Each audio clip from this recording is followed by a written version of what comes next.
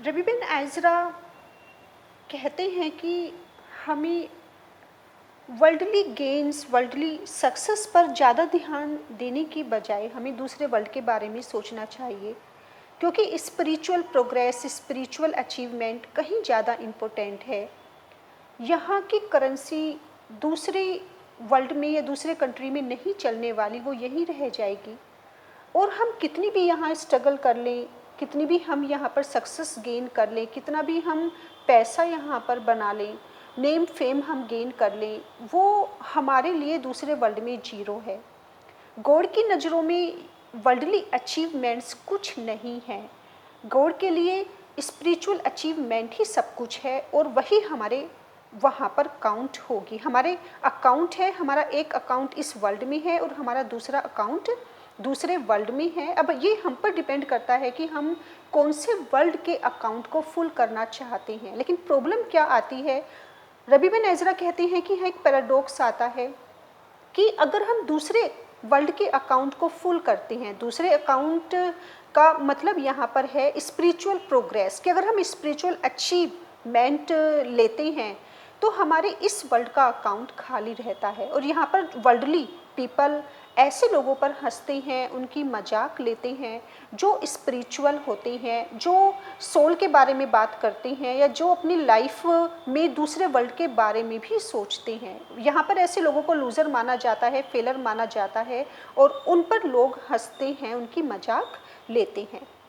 और अगर हम वर्ल्डली अचीवमेंट पर फोकस करते हैं तो गॉड के वर्ल्ड में वर्ल्डली अचीवमेंट जीरो हैं, यूजलेस हैं, उनकी वहाँ कोई भी इम्पोर्टेंस नहीं है। अब ये हम पर डिपेंड करता है कि हमें अपना वर्ल्डली अकाउंट फुल करना है या हमें अपना स्पिरिचुअल अकाउंट फुल करना है। हमें वर्ल्डली पीपल की नज़रों में अच्छा बनना है या हमें गॉड की नज़रों में अपने नंबर बढ़ाने हैं, ये हम पर डिपेंड करता है। और रवि बड़े खुश हैं, वो काफ़ी सेटिस्फाइड हैं ये सोचकर कि थैंक्स गॉड, मैंने ठीक है, मैंने वर्ल्डली अचीव कुछ नहीं किया, मेरा यहाँ का अकाउंट बिल्कुल खाली है, लेकिन मुझे इस बात की खुशी है कि मैंने दूसरे वर्ल्ड में, जो मेरा स्पिरिचुअल वर्ल्ड है, वहाँ मेरा अकाउंट खाली नहीं है।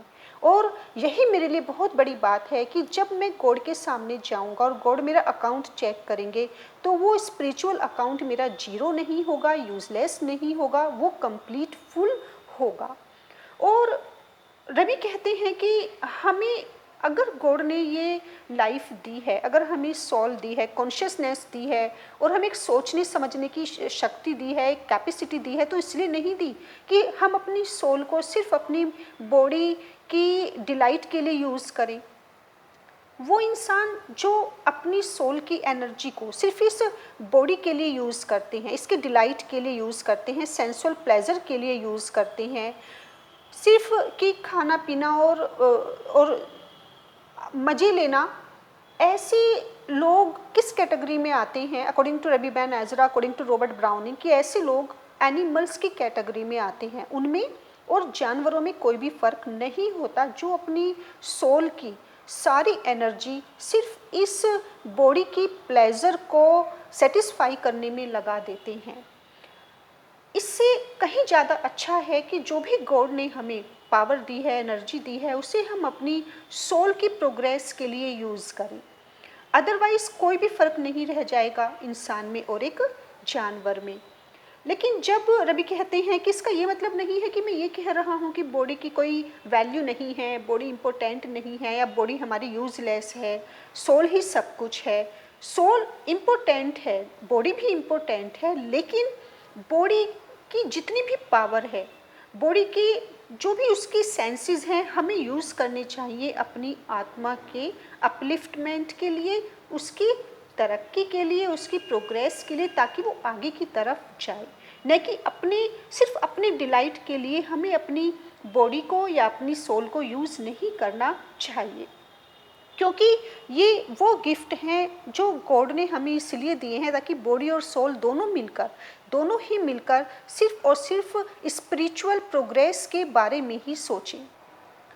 और क्योंकि अब रबीबेन एज़रा अपनी ओल्ड एज में आ चुके हैं, तो अब उन्हें इस बात की पूरी नॉलेज हो चुकी है कि उनके लिए सही क्या है, गलत क्या है।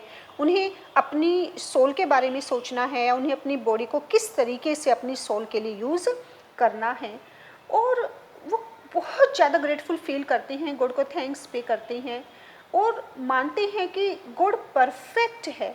उसकी उसका हर प्लानिंग, उसकी हर क्रिएशन, उसका हर डिसीज़न अपने आप में परफेक्ट है और वो जो भी करता है, जो भी सोचता है, वो सब यूनिवर्स के अच्छे के लिए ही होता है।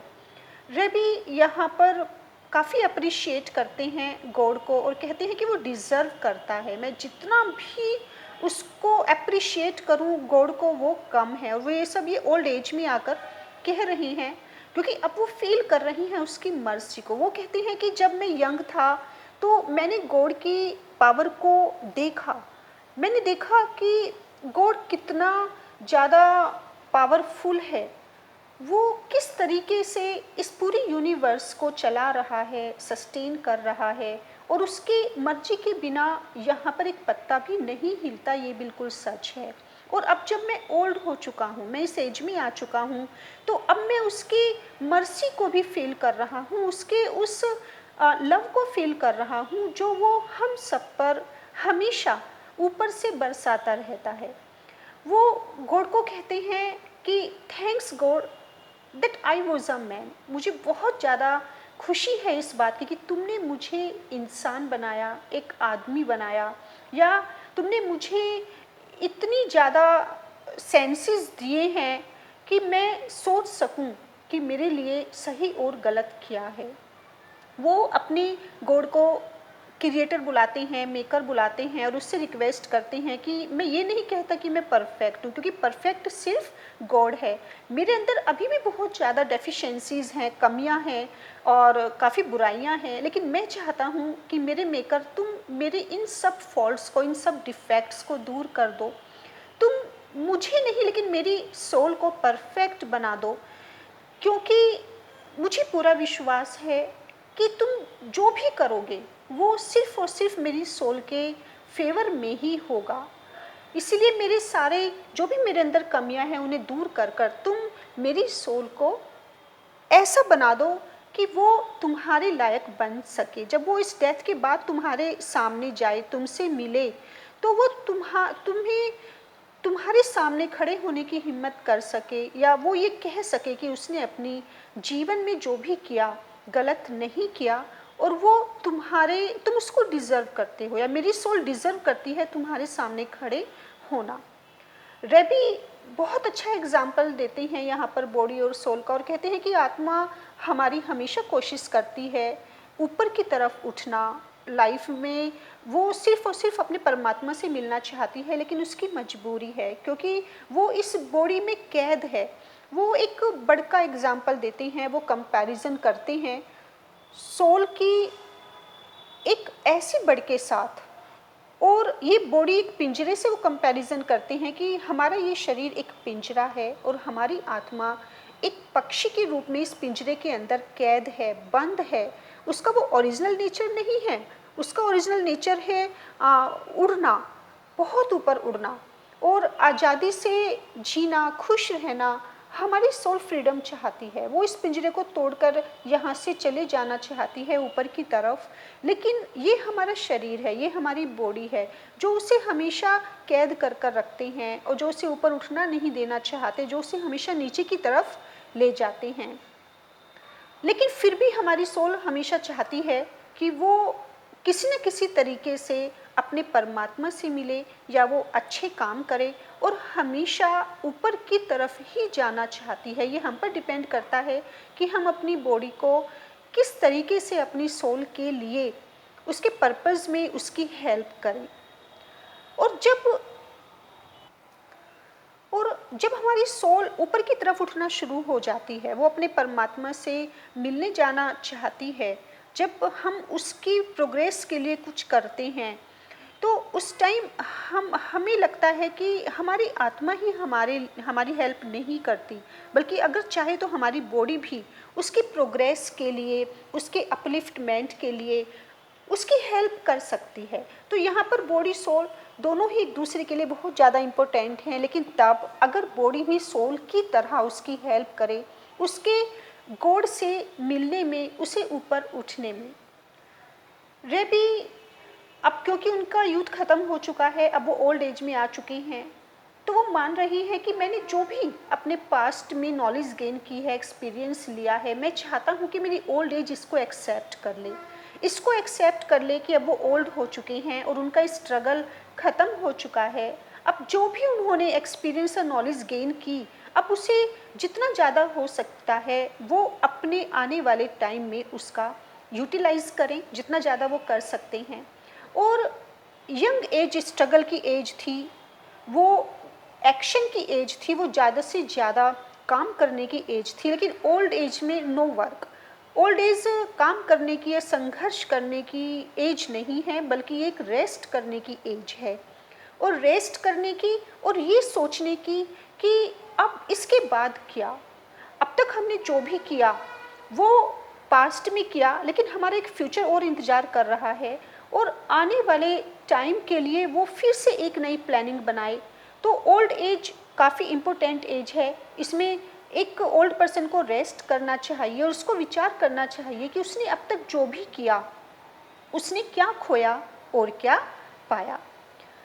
यहाँ पर रेबिबेन एजरा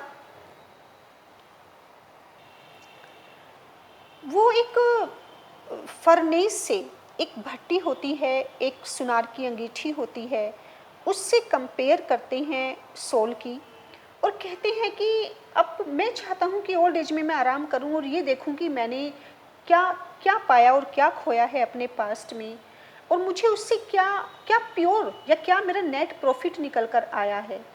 तो वो यहाँ पर एक बहुत अच्छा एग्जाम्पल देते हैं सुनार का। जैसे एक सुनार होता है और वो अपनी एक भट्टी में या एक अंगीठी में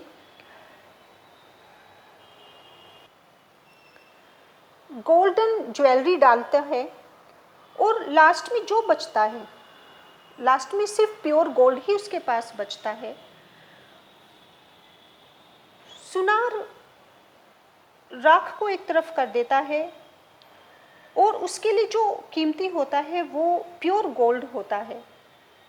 तो इसी तरीके से रेबिबेन एजरा भी अब क्योंकि उनकी भी यूथ जा चुका है और वो ओल्ड एज में आई हैं, ओल्ड एज को वो एक प्योर गोल्ड मानते हैं कि मुझे भी अब ये देखना है कि मुझे मिला क्या, मैंने पाया क्या ओल्ड एज में आकर। कहीं ऐसा तो नहीं कि मैंने अपना सारा पास्ट बेकार कर लिया हो, मेरे क्या क्या प्रॉफिट्स हुए हैं और क्या मेरे लॉस हुए हैं। अब ये एज ऐसी है कि मैं बैठकर ये कैलकुलेट करूँगा या मैं ये जज करूँगा कि मेरा कौन सा डिसीज़न पास्ट में गलत रहा है, कौन सा सही रहा है, मैंने क्या खोया है, क्या पाया है और उससे मुझे कितना नुकसान हुआ है।